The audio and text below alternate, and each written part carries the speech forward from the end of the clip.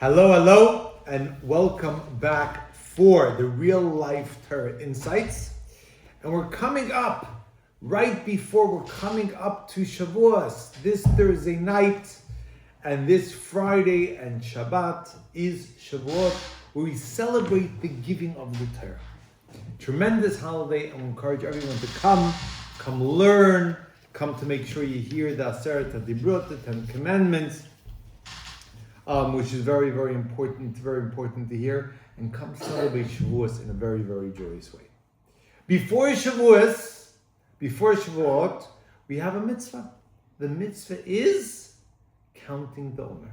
Every day we have a mitzvah that we count from the time they used to bring the Omer in the temple times, from the day, of after the second day of Pesach, the second day of Passover, where they would bring the Omer in temple times.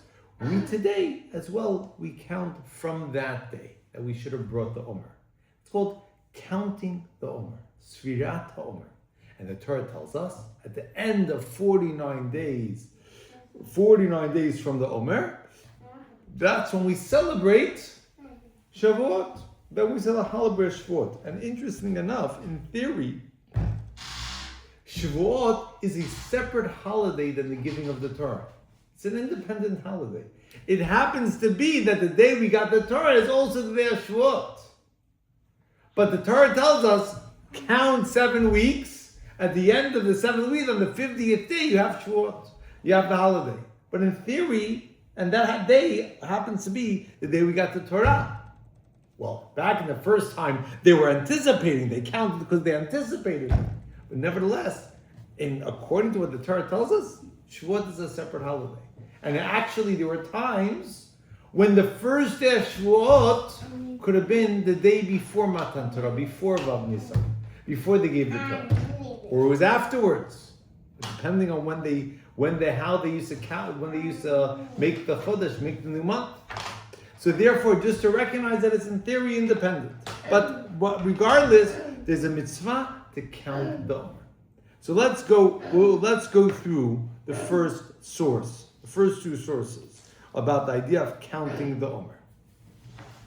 Okay. Declan. Source 1. You shall count for yourselves from the morrow of the rest day, from the day you bring the Omer as a wave offering. 7 weeks they shall be complete. You shall count until the day after the 7th week, namely the 5th day, the 50th day, on which you shall bring a new meal offering to the Hashem. So we say is that you should count from the day after of the rest day, which we are taught that that's the first day of Passover. Then you should count 7 weeks until you have a complete Tmimiot Tiyena, they should be complete. And then the 50th day, then you should bring a Mincha Chadash, a new offering from in the temple. Now we actually learned 2 interesting things that actually has an effect. First point that has an effect on this Thursday. Generally, we have the rule that if someone wants to accept the holiday early or Shabbat early, you may do so. Even though it's not nightfall yet, it's not sundown.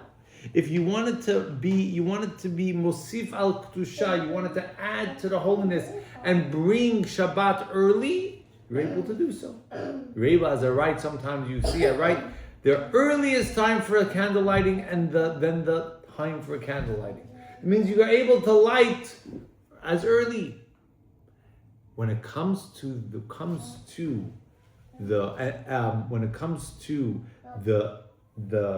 holiday of Shavuot, we do not take in Shavuot early. You don't take it in early, but rather you wait until nightfall, till at that point you daven Ma'ariv, you daven the evening service. You do the evening service. The reasoning for that is because of this verse, this pasuk.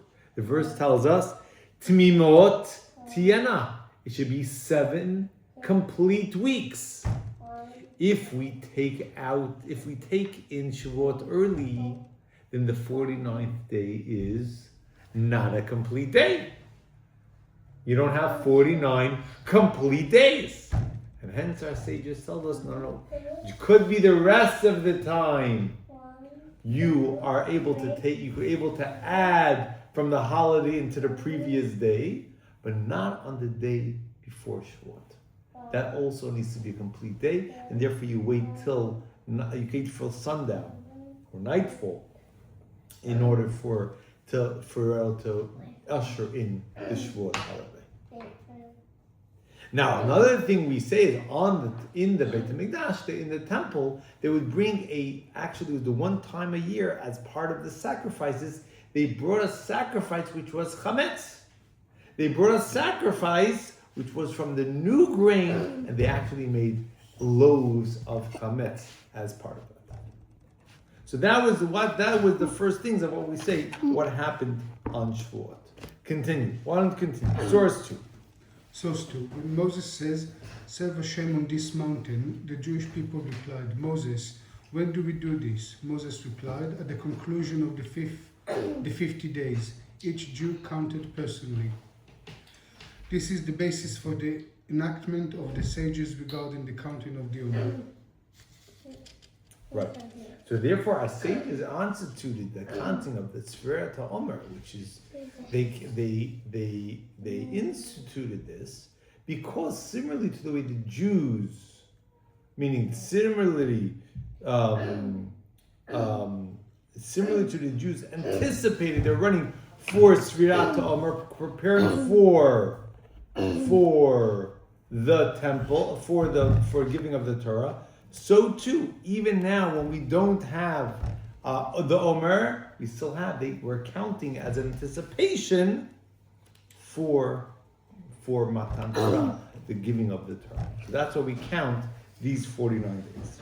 So continue on. What is the Rebbe explains deeper this concept?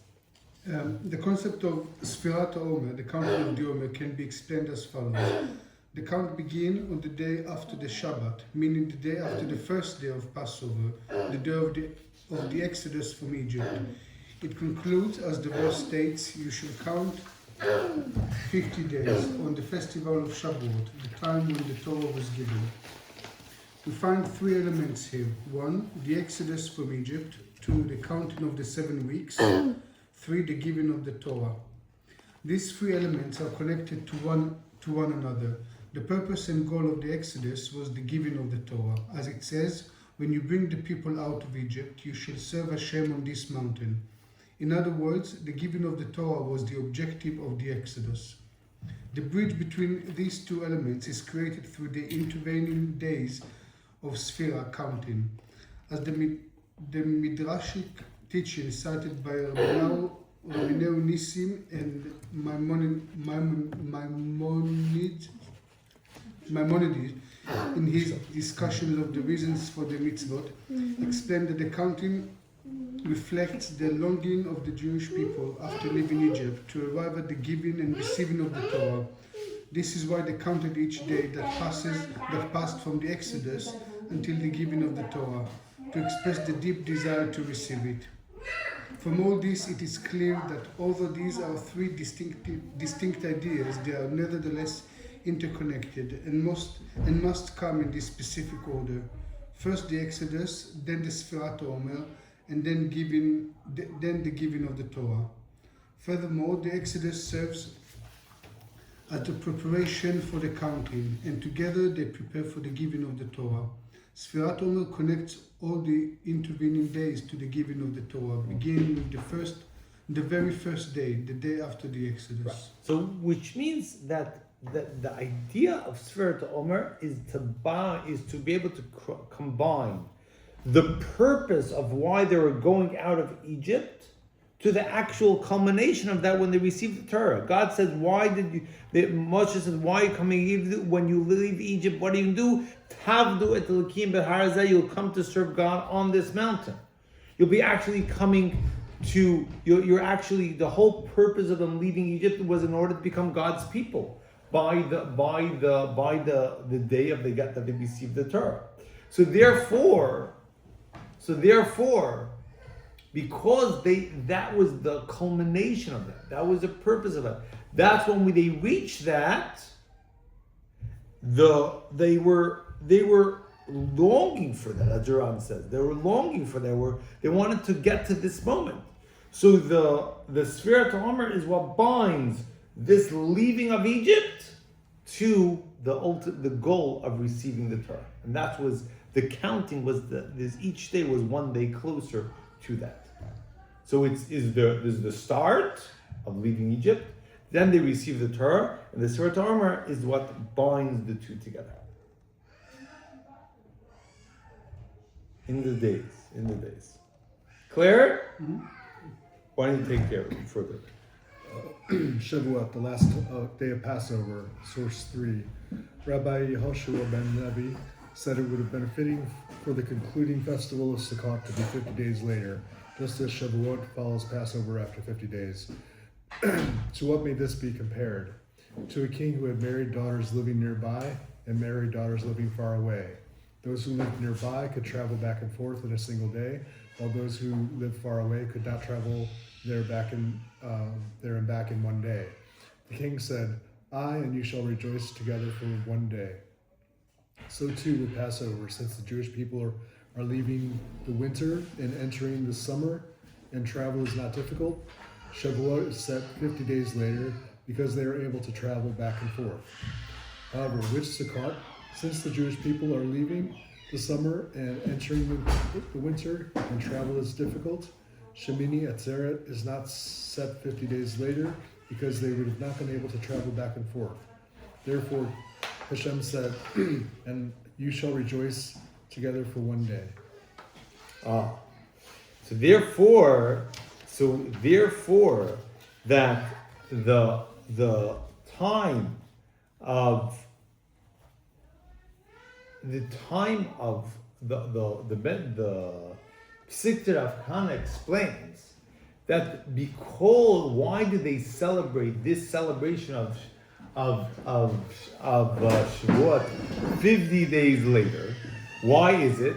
Because it's difficult. Shavuot is generally it's a time period where it's easier for people to travel back to Jerusalem. There are 3 holidays a year which we have a mitzvah to travel to see Hashem. First is Pesach, Shavuot, and Sukkot. On Sukkot, we say that Hashem says that though there's a holiday, he doesn't, and there's a second holiday of Shmini Atzeres, the eighth day, which he says it's something I want a special time. Nevertheless, it's the Shmini Atzeres, the Simchat Torah, is right after Sukkot, right? It's the day after Sukkot. Sukkot is 7 days. The next day is Shmini Atzeres, Simchat Torah. Why? Because if he would make the holiday afterwards, it's difficult. It's a difficult thing to come back and forth. We know when we're traveling, and then afterwards to jump back and forth right afterwards is something difficult to do. So therefore, he made it right after each other so that we should be able to continue the celebration.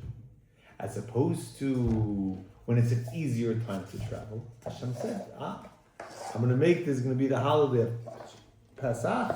And then, for those who it's very difficult to travel, 50 days later, I'm going to ask you guys to come back. Because it's not like Sukkot, which it's the winter time when it's difficult to travel. It's time when it's actually relatively nice, even in New England. It's relatively nice weather. Even us, we have nice weather at a time. So therefore, Hashem says, I'm going to make the holiday of Shavuot even at a later time. Now, continue. The Rebbe. This is especially true in light of the Midrashic teaching that the festival of Shavuot is called Atzeret because it serves as the concluding assembly of Passover, just as Shemini Atzeret is the concluding assembly of Sukkot. From here, it is clear that just as Shemini Atzeret is a continuation and completion of the festival of Sukkot, together forming one 8-day unit, so too with the Atzeret of Passover. Calling it Atzeret indicates that it is the intervening days that all the intervening days form one continuous process and one unified idea. So what the Rebbe is saying is the following. When we say Shmini Atzeret, what does Atzeret mean? It's the culmination. Atzeret means could also mean to bring together. It's the infusion of all the days period, the day of celebration. That's what we're celebrating. Shavuot is called, one of the holidays' names is called Atzeret. There's many different names for Shavuot. It's called Chag Shavuot, Matan Torah, Chag Asif, the holiday of gathering. So it's called Atzeret. It's also called the Atzeret, which literally means stop. And one of the reasons why it's called Atzeret is because the only mitzvah which is on the holiday is not to do work. Only mitzvah. There's no other unique mitzvah which is on the holiday. You have to hear the Atzeret that they brought, but it's not. That's reading from the Torah. That's not unique to any other holiday. Really, what really is the real key point about it is that we don't do any work we don't do any work. That's what it's called Atzeret. But another explanation of what's the aspect of Atzeret is that it includes. It's sort of like it's a gathering point of like Otsar. It's a gathering point of all the not Atzar, but a gathering point of everything that came before it. Atzar is with an aleph, is with an ayin. But it's a gathering point, but it gathers further, brings inside everything that came before it. So therefore, just in Sukkot, that's like the culmination of all the power of Sukkot gets really brought out in Simchat Torah and Shmini Atzeret. Same idea that Shavuot is that culmination of Passover. That means that the days in between is not like a separate idea, but rather it's a continuation of what came before. So the 49 days of the Omer, which Chaim is really into, that's a culmination. That's where we work our work that we do then. Right? It's part of the journey of Passover. It's part. Yeah. It's not something that we had Passover. We had a break. We went on the holiday and then we followed up on Shavuot. But rather, this is a part of that. Okay, let's continue. Chaim, wanted to continue. Fleeing evil. On page 5. Escaping evil and inner refinements. Yes. Fleeing evil, the Rebbe. Fine. The brief explanation of these three modes of divine service. The simple meaning of the exodus from Egypt is leaving the condition of Egypt described in the Torah as the nakedness of the land. As the verse says, the people fled, which in a person's inner life corresponds to turning away from evil, rejecting an undesirable state. So this rejection must take the form of fleeing. So there's a concept, when they left Egypt, they says, Kibaracham, they fled. Right? We say that the way they fled, that the nation fled, which means that in general it's rejecting in our inner service, right? In our inner service, which is when we run away from negative, from anything, from the negative forces in this world, when we run away from all evil in this world. So we shouldn't leave it reluctantly, we should flee. Correct. Because the more we hang out with it, the more we're more susceptible to be able to be sucked back into it. Just leave. Continue. Although this kind of work generally relates to the negative commandments, whose purpose is to reject evil, in truth this dynamic also exists in the realm of positive commandments as well. In every action we perform, there are two movements, affirmation and negation. By choosing one thing, we are simultaneously rejecting the opposite. This is the essence of the first stage, represented by the exodus from Egypt, rejecting undesirable things. In Hasidic terminology, this is called subduing the sitra achra, the other side, the suppression of unhealthy and negative desires. We said that's that aspect of you have an urge for something,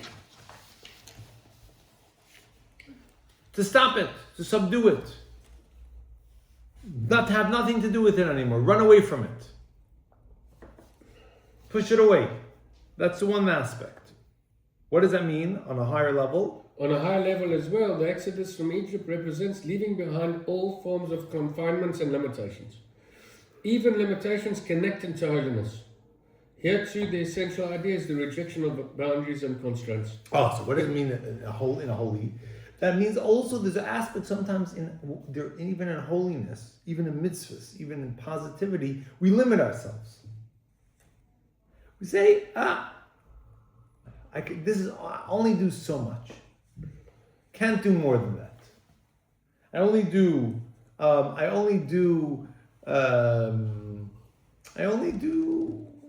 This is what I do. I can't do more. I can't give more tzedakah. This is what I do. I was having a conversation with someone earlier, speaking about a philanthropist who has the money to give to many different causes. He says, I only give to these causes. I don't have any other causes I give. It's not my thing. It's not my thing. Right? He has the money to give to causes so many different. He has enough. I'm not afraid for him. Not afraid for him. But he doesn't. What's it called? He doesn't do it. He limits himself. And because of that, so much more could be accomplished, but it's not done. Each of us have certain ways that we also limit it. I could do this mitzvah, but certain things I'm not comfortable doing. This is not me. I can't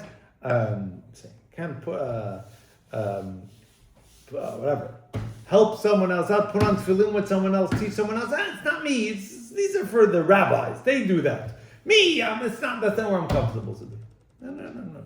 That's not. You have to look at it. Okay. Each of us have the ability to do something. We should not place ourselves in a box. Don't place ourselves in a box. Hashem believes in us. Get out of the box. Get out of the box. Hashem believes in us to go beyond what we think our capabilities are. Continue. Refining character traits. Because this mode. Huh? You said sorry. Because this mode of service, right? Because this mode of service is fundamentally one of negation, it takes place in a single movement. Thus, during the Exodus itself, the people departed in the blink of an eye, because rejection is a single decisive act. It's one act to reject something, right? No, move on.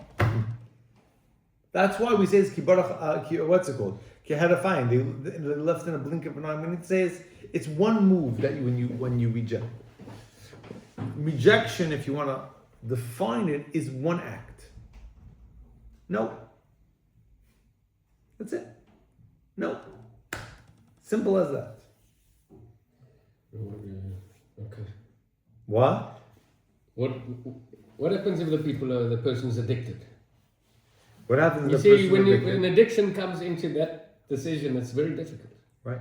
Just like what happened in Mitzrayim, no? Because a lot of us didn't actually go. We were addicted. We got into that whole way of life of Mitzrayim. We loved it there. No, Right. lots of the Yidden, they loved it then. When it was time to go, they didn't. They got that addiction. Yeah. But I'm sorry, even if you got that decision in your mind of like, that's it, I'm rejecting it all. Sometimes the addiction, especially in today's life, pulls you back. it pulls you back you back in there. So I try to. One of the hardest things, was also like when you say some of the Yidden around the world, they even went there. There's more Jews in Germany than there were in 1939 right now. They say that there's more. I mean, not in Germany, in Berlin or certain places. Okay. I always never understood that. Why are they going back there? For what? After everything that happened, because you think that rejection would be so powerful that you won't find me there again. What am I saying? There's an essence in our being that also sometimes it pulls you back inside. Especially like I said, today's living. So right, but I hear your point. You're asking the question is how to do it. Yeah. But I would say it's two things we did learn from here. We could approach addiction, which I think is an important aspect, and I think a person sometimes needs help. You can't just do it on it alone. to deal with it, because it's very difficult to deal alone. And a lot of times, and that helps that person. But I think there's two things we could already learn from what we learned here. Point number one was run away from it. Yeah, right. Don't think I'm strong enough, I can handle being with it. I want to go. No. Run. Like Joseph. Like Joseph. Don't have anything. Move away. Go away from it. Don't have anything to do with it. Because you're not at a point where you're able to uplift it. You're at a point where you're at that state where you can't control it. Move. You run away from it. That's point number one. Secondly, is I think it's an important aspect too, is the understanding, the belief that you could stop it. Is understanding that you're not addicted. You're not bound by it. You're not bound by it. That knowledge is important. Because when we get subjected and think is, I don't have any chance, then we'll never get out of it. Right. It's the knowledge that we could. We're not Hashem, we're not totally enslaved. And that's actually what makes us different than what in the times of Egypt than we are today. In the times of Egypt, they were real slaves to Pharaoh. They were real slaves. They were in their entire being, their entire psyche. And you're right, some of them didn't go. But what Hashem said was, when Hashem gave us the Torah, He took that we can no longer be true slaves to anything else. The only true dedicated is Hashem. We could be subjugated. Our bodies could be enslaved, whatever it is. But in the key essence of our being, our souls can never be enslaved. So I think it's an important aspect again that we put in here is that we are not truly enslaved to anything. We have the ability to go up beyond that. Now, some things are difficult that we have to break through, but we're not enslaved. And if we feel that we're enslaved, we have work to do, and be very, very drawn to things. We have very, very big desires from things. But first of all, we're saying don't put yourself in a situation about it. And secondly, when you're especially addicted, we work with others to get help. But the other thing is with knowing that you can do it. You can do it. Continue. Refine character traits. The next stage, however, is the completion of turning away from the evil, leading into doing good in a positive and active way. So this kind of work necessarily entails full investment and therefore unfolds gradually and in detail through many levels. This is why the Sephirot Omer consists of counting 7 weeks, corresponding to the 7 emotional qualities. This is the central task of human spiritual work, serving Hashem with all your heart, referring to the 7 emotional attributes of the heart. As explained in the Tanya and in many Hasidic discourses, a person's primary work is refining these emotional qualities. There are 7 traits, and each one further divides into 7 subcategories, from kindness within kindness to sovereignty within sovereignty. This is the spiritual idea of counting the Omer. A person advances step by step, level by level. Because one who tries to grab too much loses hold of everything. Each day another trait is refined until the work reaches completion. Moreover, each day's work also includes all the previous days. For this reason, the wording of the counting is today is 2 days, today is 3 days, and so on, rather than today is the 2nd day or the 3rd day, etc. Each day elevates and incorporates all the days before it, until the final day when we say today is 49 days, not merely the 49th day. Because on the day of refinement of the emotional quality, on the day, not merely the 49th day, because on that day the refinement of all the emotional qualities reaches its completion. So the second aspect, we spoke about it, how to run away from evil, take away the negativity. But then it's a work on the positivity, and that's a growth, that's a step process. That's a process that we have to work with. And each day we're working to a greater and greater and adding and adding and adding. And what the beauty about it is when we work hard on it is you're not just, each day of growth is not just transforming that day, but rather it's transforming all the previous days as well. In the Sfirat Omer we say is today is Shloishim Yoim, 30 days. Arboim V'Arba Yoim, 44 days. What does that mean? I'm counting not just this is the 44th day, but today's 44 days. I'm including all the previous days with. That means the actions I do today and the growth I have today uplifts and brings with it everything also, all the days that came before. The effect that it has is not just on today, but rather all the previous days as well. Can I add to that?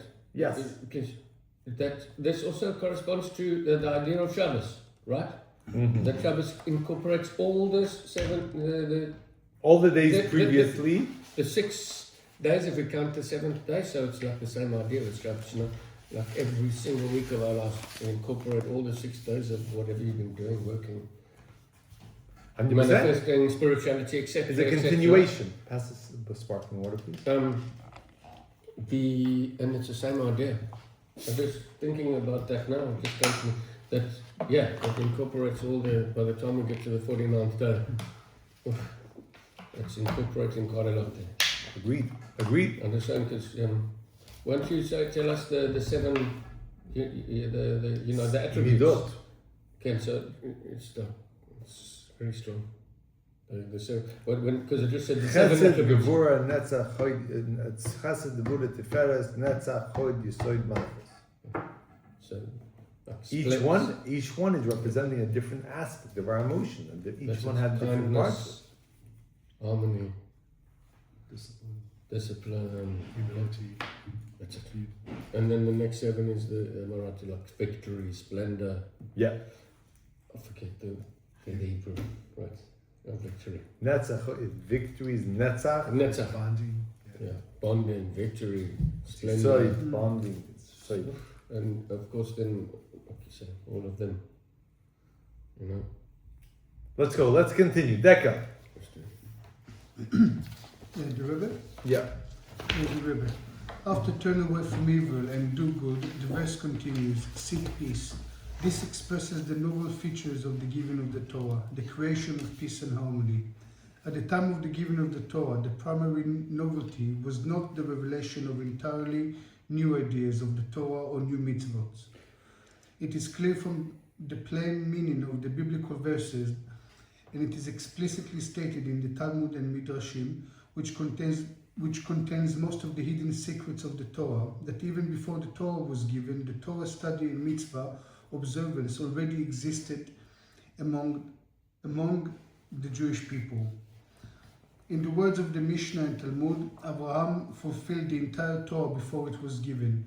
This means that he not only studies and taught Torah, but that he also observed it in practice. The Talmud even states that he observed the laws of Yehuv Tavshilim, a mitzvah involving concrete action. Right. Erev Tavshilim is actually something we have to do by this holiday, is actually to make sure in order for, because there's Friday and Shabbat, in order to be able to cook on Friday for Shabbat, we actually before on Thursday, we do what we call what's called Erev Tavshilim. We take a challah and a cooked food, and we say with this Erev that we'll have enough food for tomorrow. On Shabbat, we're doing this before Shabbat, before the Chag, before the holiday. We should be allowed to cook on the holiday for Shabbat. Meaning to say is I have food already prepared for Shabbat. And if you have food already prepared for Shabbat, as I just said, fine. Then that means you're not going to push off the cooking for Shabbat on Friday because you're allowed to cook on the holiday, but rather you took this seriously. So therefore you're allowed to also, they said you're allowed to also cook then at that point on Friday for the holiday, for Shabbat. Clear? Because generally they're afraid that you might say is, I need to cook for Shabbat. I'm anyways allowed to cook on Friday, the first day of Shavuot. I'll cook it all then. Instead of, I could have prepared things before. So no. Because that's desecrating the holiday. It says you should prepare the food before the holiday. And then, if you need to add it, whatever it is, then you're allowed to cook it on the holiday. But if someone, let's say, ate the Eruv, let's say someone forgot. You had the challah, you had some chicken, and someone ate it, you're not allowed to then cook. You're not allowed to cook anymore. Because you don't have, you're only supposed to, you eat that on Shabbat. You eat that food on Shabbat, not before. So we say that Abraham kept that as well, kept that mitzvah as well, which is a rabbinical mitzvah. He knew about it. So we're saying is he knew about all the mitzvah. So then what happened? What happened on the 6th day of Sivan? What was so special? What exactly transpired? Continue. Rather, the primary novelty of the giving of the Torah was, as the verse states, Hashem descended upon Mount Sinai. The Midrash explained that before the giving of the Torah, there was a decree that those above could not descend below, and those below cannot ascend above. At the giving of the Torah, this decree was annulled. Those above may descend below, and I will begin. As it says, Hashem descended upon Mount Sinai. This is also enabled those below to ascend upwards. This transformation was also changed the nature of the mitzvot themselves. Before the giving of the Torah, the mitzvot performed by the patriarchs were like scent alone, whereas afterwards, your name became like poured oil. This distinction has practical legal implications as well. Before the giving of the Torah, mitzvot did not impact holiness to the physical object through which the commandment was performed, with certain exception. This affects particular matters such as taking an oath while holding a sacred object. After the giving of the Torah, however, not only do the Torah scrolls and tefillin become sacred objects, but even ordinary physical items used for mitzvah can acquire holiness.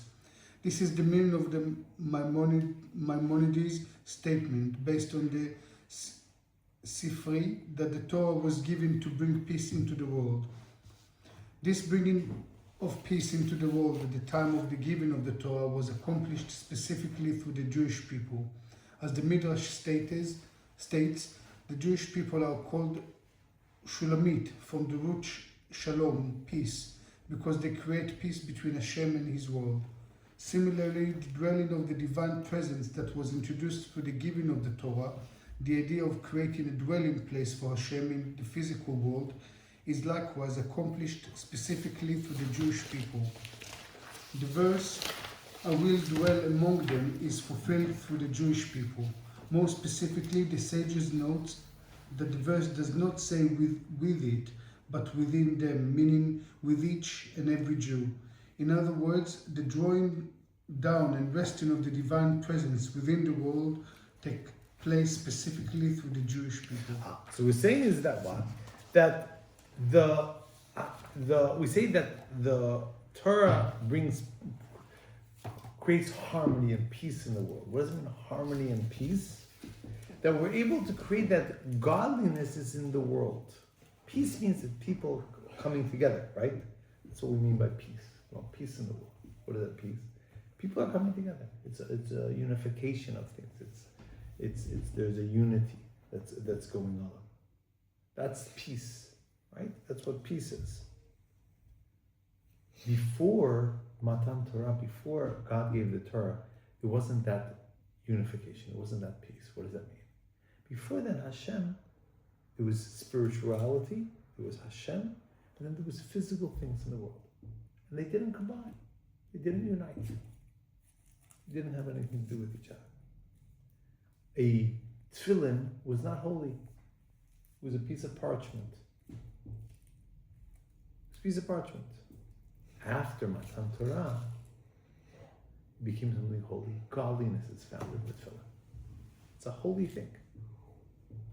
So each aspect, God, by Matan Torah, God said, there's able to be harmony in the world. I will come, I will come into the world in an open way, in a way that's in a revealed way.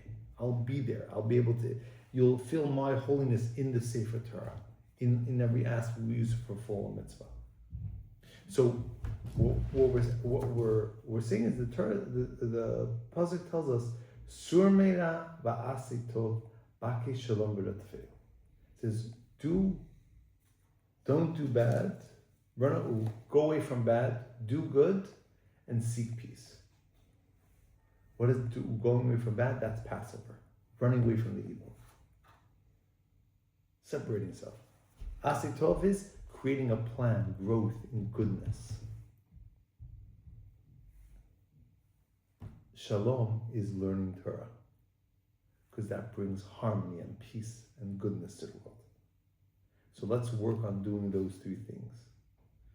Passover, the Surmara,